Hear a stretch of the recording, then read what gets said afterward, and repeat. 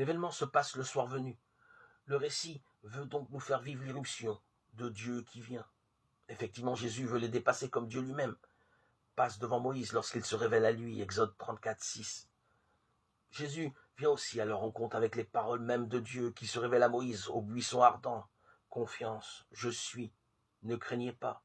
Marc 6, 50, Exode 3, 14.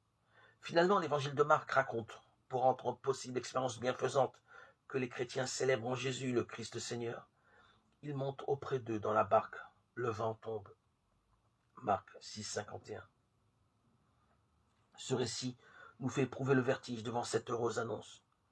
Et si tout cela n'était qu'illusion? Eux, le voyant marcher sur la mer, croient que c'est un fantôme et ils vocifèrent. Marc 6, 49. Seuls dans la barque, les disciples vivent une régression analogue à celle que l'initiation tribale organise dans certaines ethnies. On délimite un plan d'eau sur lequel on édifie une hutte. Tous les initiés rampent, nus les uns derrière les autres, et traversent par 4 fois, submergés par l'eau, une hutte sombre qui pourrait représenter la matrice dans laquelle les garçons retournent pour être engendrés à nouveau. La régression que fait vivre l'évangile de Marc est une difficulté de la foi bien connue. Comment vivre ça derrière quelqu'un dont justement on éprouve cruellement l'absence? Jésus n'est plus là, à côté de nous.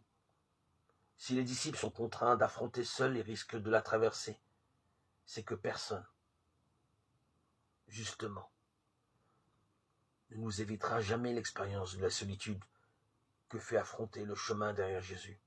Il ne s'agit pas de marcher dans le seul souvenir d'une action de sauvetage que Jésus a accomplie un jour ou mu par l'esprit infantile de voir Jésus opérer pour nous les mêmes miracles qu'autrefois.